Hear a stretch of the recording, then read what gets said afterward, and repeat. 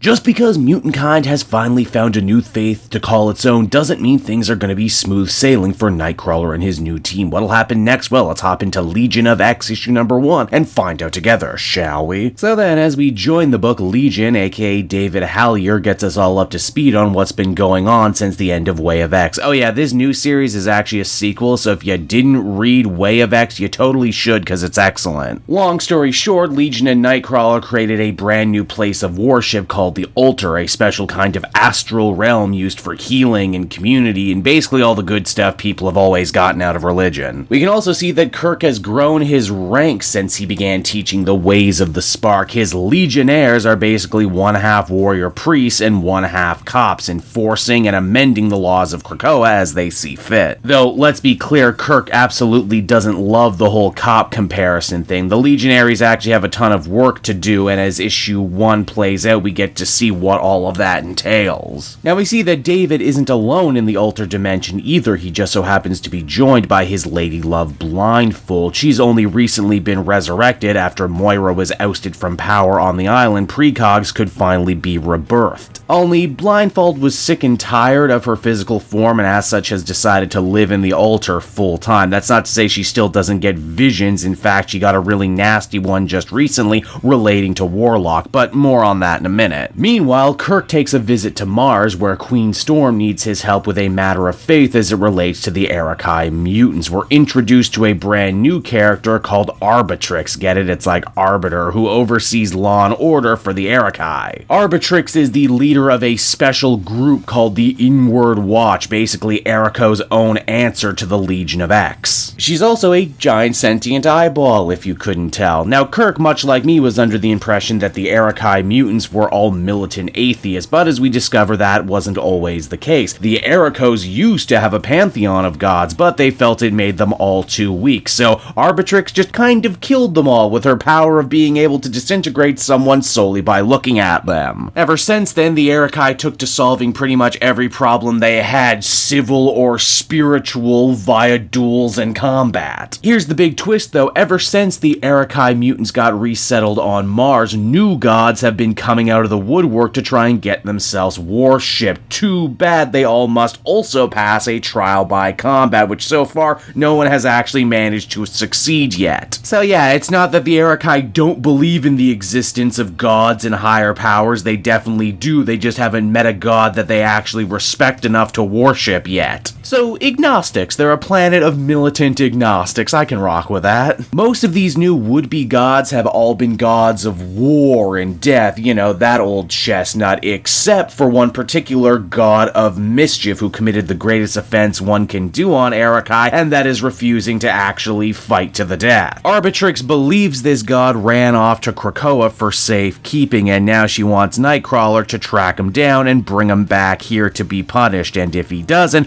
Arbitrix herself is gonna go looking, and well, no one wants that. In fact, as we discover, people running off to Krakoa to stave off their own judgment has become something of a trend recently. As we rejoin the island, we're introduced to two brand new members of the Legion of X. First off, there's Zombie, but chances are you probably know him better by his mutant name, Forget-Me-Not. For those who need a refresher, this guy's powers literally make it so you can never remember him for long. Honestly, this usually makes his life a living hell, but when you're a detective tracking down criminals who try and hide out on Krakoa, it's actually pretty useful to gather information. And in classic buddy cop fashion, Zombie has a partner too, Kane Marco, the Juggernaut, Professor X's half-mutant brother, who's honestly just kinda happy to be invited to Krakoa this late in the game and is more than willing to round up some criminals if it means he can stay and maybe get a chance at redemption. Now, the Legion of X does a lot more than just rounding up runaway criminals. You remember Lost was another brand new character we were introduced to back during Way of X, and well, she's really found her place on the island now. You see, her story involves tracking down a skinjacker, which is exactly what it sounds like, a mutant who hijacks the body and steals the autonomy of another mutant with their powers. Mostly forgotten mutant Spike got himself skinjacked, but worse still, he was forced to self-mutilate himself for some unknown reason. Lost is able to talk to him on a deeper level than most. As you'll recall, Onslaught had actually skinjacked her back during Way of X. Again, there's a lot of really good stuff here about, you know, rights and autonomy and consent and everything. Very high-minded stuff. stuff. Now, all these seemingly different, unrelated stories begin to converge when Nightcrawler returns to base with his brand new comedically mismatched Arakkii mutant partner, Sinja, aka the Weaponless. Why do they call her that? Well, the Arakkii mutants refer to weapons